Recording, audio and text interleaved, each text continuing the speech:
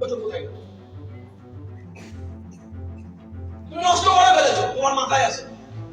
এখন smile value আসার পরে তুমি 6টা মাস যেতে যেতে তোমার ভেতর থেকে আওয়াজ আসছে আরো 2 বছর যদি দিই, যদি কিছু না হয়, যদি আমার সময়টা নষ্ট হয়। এই ছোট ছোট ছোট ছোট সংশয়, ভয়, ভাবনা এখান থেকে বেরিয়ে গেছিলাম তাড়াতাড়ি। দ্যাট ইজ ওয়াই স্মার্ট ভ্যালুটা করা সোজা হচ্ছে। দ্যাট ইজ ওয়াই স্মার্ট ভ্যালুটা করা সোজা হচ্ছে। 1টা বছর, 2টে বছর, 3টে বছর, 4টে বছর না, বছরের পর বছর দিন। আজকে এখানে যে আজের গান্ধারি লাগিয়েছেন, আজের গান্ধারি আমার 3.5 বছর পর স্মার্ট ভ্যালু লাগে। 3.5 বছর পর আজকে এই ঘরে এত বড় একটা হল প্রোগ্রামিং হচ্ছে, পুরো টিমটাই আজের গান্ধারি টিম। 3.5 বছর পর অ্যাডমিশন নিয়েছিলাম। 3.5 বছর। আজকে আমার কিনে একটা লিডার নেই যে আমার আগে 3.5 বছর আগে এসেছে। আমার 3.5 বছর। আজকে আমার কিনে একটা ক্রাউড অ্যাচিভার, সে আমার 9 বছর পরে এসেছে। 9 বছর। কালকে একটা মেয়ে আমাকে ফোন করে বললো, দাদা কি এক্সাইটেড, দাদা ডায়মন্ডটা কমপ্লিট করেছি। সিরাজগঞ্জ কিনে 10 মিনিট।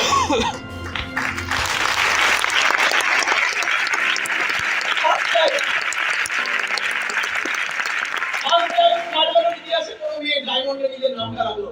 থ্যাংক গড, ওপরে আমাদের টিম থেকে শিক্ষা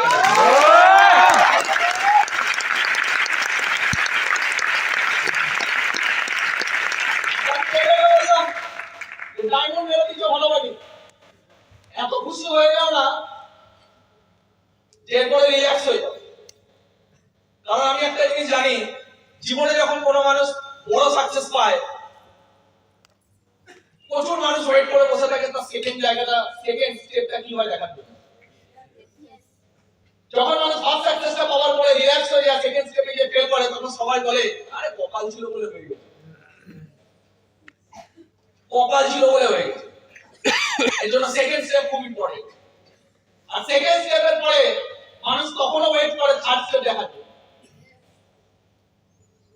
থার্ড স্টেপ দেখার জন্য। কিন্তু তারপরে যেই মানুষ কন্টিনিউ পারফরম্যান্স করে যায়, তারপর আস্তে আস্তে মানুষের সব মুখ বন্ধ হয়ে যায়। আমি যখন ফার্স্ট টাইম ডায়মন্ড মেরেছিলাম, অনেকে বলেছিল ও নিশ্চয়ই স্টক প্রচুর থাকবে, তাই হঠাৎ করে আর্নিং ফেলে গেছে, তাই হয়ে গেছে। কিন্তু যারা এই কথাগুলো বলেছিল হিংসায়, তারা জানতোই না যে আমার স্টক তো তারা দুজনেরও নেই। অনেক বলে যে এত তাড়াতাড়ি হঠাৎ করে ডায়মন্ড হয় নাকি, নিশ্চয়ই স্টক ছিল, তাই হয়ে গেছে।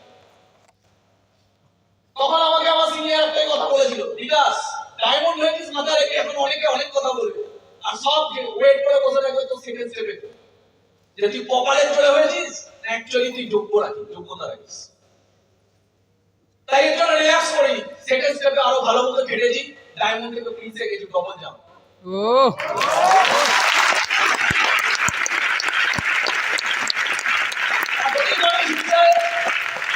খারাপ কথা বলছিল, এগুলো উল্টো পাল্টা বদনাম করা শুরু করে দিল।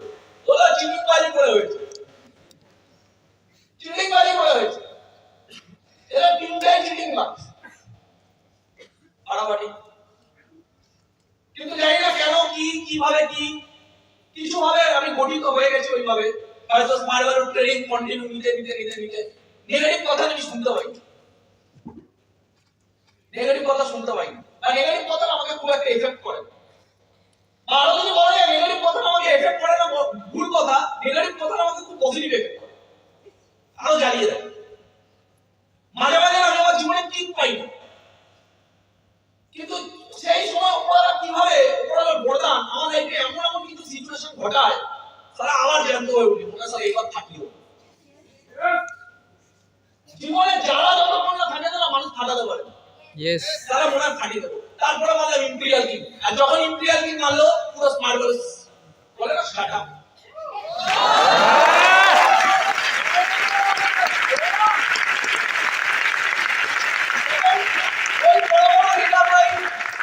ফোনে আমার প্রশংসা করলো, কংগ্রেচুলেশন জানালো। ওই বড় বড় লিডাররা ফোন করে বললো না না, আমার সিনিয়র ছিল ফোনে, আমি ছিলাম, সেই বড় বড় লিডাররা ছিল, বললো না না মানতে হবে, মানতে হবে।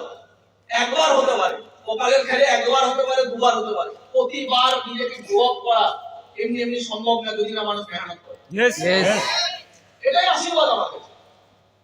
আমি কোনোদিন কোনো সিনিয়রের, কোনো স্মার্ট ভ্যালু লিডারদের কথাকে কোনোদিন খারাপ ভাবিনি। মানুষ যদি তোমাকে নিয়ে বলছেই না, তাহলে তুমি পৃথিবীতে কেউ না, তুমি কিছু করছোই না। মানুষ যদি বলছেই না তোমাকে, আমরা ভাবি আমাদেরকে নিয়ে লোক কি বলবে। আরে আমাদেরকে নিয়ে লোক কেন বলছে না, এটা বড় প্রশ্ন হওয়া উচিত। 150 কোটির দেশ, 1 কোটি মানুষ তোমাকে গালাগালি দেয় না, মানে তোমাকে কিছু চেনে না, তুমি কোটিপতি না। 150 কোটির দেশ, 1% মানুষ তোমাকে গালাগালি দেয় না, তুমি কে? 150 কোটির দেশ, 1000টা মানুষ তোমাকে গালাগালি দেয়, মানে তুমি পৃথিবীতে বাঁচো না, মরো, কিছু যাই আছে। এটা ক্লিয়ার গেছন? পরিধি বাড়াও, পরিধি বাড়াতে হবে। আজকে আমাদের বাংলার সুপারস্টার দেব বই বার করেছে রঘুরা, সোশ্যাল মিডিয়াতে খোলো, চারিদিকে কিস্তি শুনতে, কেউ প্রশংসা করছে, কেউ কিস্তি মারছে। বই করেছে ও, ফ্লপ গেলে ওর, হিট গেলে ওর, পয়সা কামালে ওর, লস গেলে ওর, বাকিরা কিস্তি মারছে কেন? মামলাটা কি মামলা? তুমি কোনোদিন সবার মনের মতো হতে পারবে না। এটা যত মেনে নেবে তত তাড়াতাড়ি তুমি ন্যাচুরাল। তুমি বড় কিছু করবে, তোমাকে 100টা লোক চেনে, কিন্তু 20টা লোক গালাগালি দেবে না, সম্ভব না। আমার কথাগুলো বুঝতে পারছি? এসব না, 100টা লোক চেনে, 20টা লোক গালাগালি দেবে না, সম্ভবই না। এবার তুমি যদি বলো না আমাকে 20টা লোক যেন গালাগালি না দেয়, তাহলে মাথায় রেখে তোমাকে 100টা লোক কোনোদিন চিনবে না। এটা ক্লিয়ার? কথাটা বুঝতে পারছি? সাইকোলজিটা চেঞ্জ করতে হবে, মাথার প্রোগ্রামিংটা চেঞ্জ করতে হবে। যেগুলোকে আমরা আমাদের লাইফ থেকে দূরে চাইছি, সেগুলোই অ্যাকচুয়ালি সাকসেস, সেগুলোই অ্যাকচুয়ালি সাকসেস। আজকে প্রাউড করতে হবে যে আজকে দুর্গাপূজার সময় আমি এখানে বসে আছি। যদি 5 দিন কন্টিনিউ ট্রেনিং থাকে, 5 দিনই বসলাম। মা দুর্গার কাছে প্রার্থনা করতে হবে, মা দুর্গাকে সাক্ষী রেখে স্মার্ট ভ্যালুটা করতে হবে। যখন কুরুক্ষেত্রের যুদ্ধের সময় কৃষ্ণ অর্জুনকে বলেছিল যে অর্জুন, এই যুদ্ধে মা দুর্গার আশীর্বাদ তোমার কাছে একটা বিরাট বড় হাতিয়ার হবে, মা দুর্গাকে স্মরণ করো, মা দুর্গাকে স্মরণ করো। ত্রেতা যুগে রাবণের সাথে যুদ্ধ করার সময় ভগবান রাম স্বয়ং মা দুর্গার আরাধনা করেছিল, মা দুর্গাকে স্মরণ করো। তখন অর্জুন কৃষ্ণকে বলেছিল যে উনি কি আসবেন আমার ডাকে? তখন কৃষ্ণ বলেছিল যদি শব্দ ডাকে তাহলে নাও আসতে পারে, কিন্তু যদি আত্মা ডাকে, উদ্দেশ্য দিয়ে ডাকো, মা স্বয়ং আসবেন তোমার কাছে। তারপরে যখন অর্জুন মা দুর্গাকে স্মরণ করে, তখন মা দুর্গা এসে বলে অর্জুন তুমি কেন আমাকে ডাকো, কি চাও তুমি? তখন অর্জুন বলেছিল যে আমি যদি ধর্মযুদ্ধ করছি, আমি যদি ধর্মের সাথে আছি, তাহলে আমাকে বিজয়শ্রীর আশীর্বাদ দিন। তখন মা দুর্গা বলেছিল তোমার কোনো আশীর্বাদের দরকার নেই, যে ধর্মের সাথে যুদ্ধ করে, যার উদ্দেশ্য ধর্মের প্রতি থাকে, তার কোনো আশীর্বাদের দরকার নেই, বিজয়শ্রী স্বয়ং তার সাথে থাকে।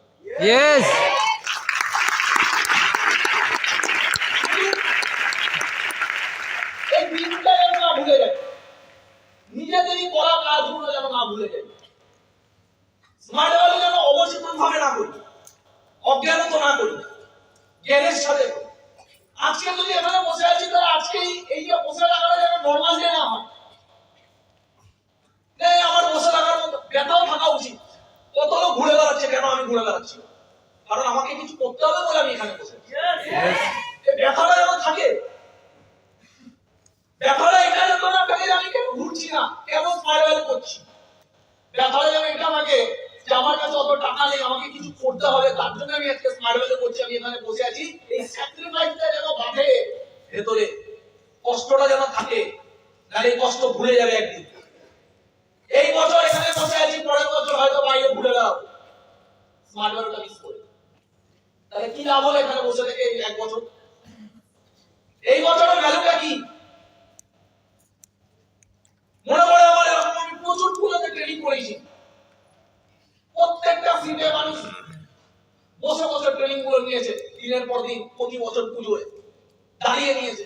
কষ্ট হয় তাদের কথা ভেবে, তারা তাদের মূল্য বোঝে।